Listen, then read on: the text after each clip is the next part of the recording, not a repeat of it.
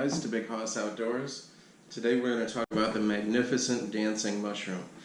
So the hen of the woods, or Maitake mushroom, is often found in the fall here in Iowa and throughout the U.S. and other countries as well, and it's found around the roots of oak trees that are dead or dying. So I harvested this with permission from my neighbor's yard. We've lived here for several years, and every year I've harvested one or more of these mushrooms from around his oak trees. Some years they're this big or bigger. I've noticed it kind of tends to get a little bit woody when it gets that big, so I went over there today out in the rain, as you can see, and harvested this one while it's still quite tender. So why are they called hen of the woods? Well, they kind of look like a chicken with feathers ruffled up, according to the story. And according to other legends I've read online, Maitake means a dancing mushroom, and supposedly Japanese monks would find these in the woods and they'd be up to 50 pounds of mushroom and they'd get so excited they'd start dancing. Obviously, I don't know the truth of those legends, but I do know it's delicious. So there's different ways that you can prepare these, but they're very dense, and you really do get a lot of quality meat from these. So how I like to prepare these to start with is, first of all, kind of turn it over. You can see there's some dirt here. When I found this, it actually had some acorns that were trapped in there. So I like to take a knife, and I get my knives at Japan Woodworker. I've got kind of a vegetable knife here and just more of an all-purpose knife.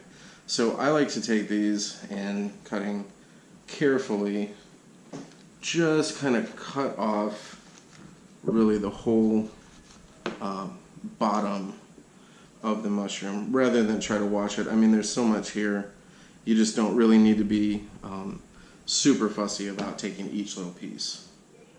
So the next thing I like to do after I've taken off that bottom part is just go ahead and put it in slices. And there's different ways that you can cook these. I like to cook them just in butter, olive oil, but you see as you slice it, you get these really nice cross sections, and the mushroom is really meaty in flavor.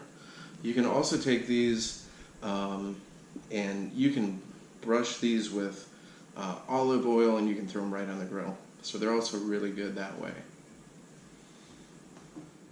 So what I'm going to do with these today, since I have so much of it, and since I'm probably going to get a couple more mushrooms from that same tree, is I'm going to cut them into smaller pieces and put them in the food dehydrator, and then I'm going to use them in various camp cooking later in the fall.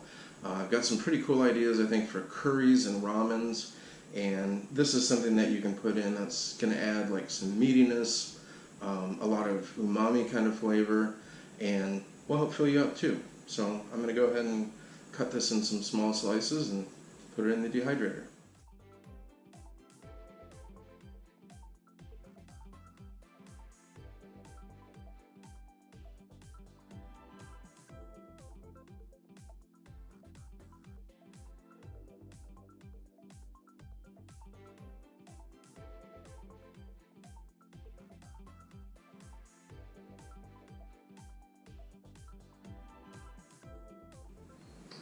So now you can see I've got all the mushroom cut up, and it's just a matter of drying it in the food dehydrator, then using it in your favorite recipe.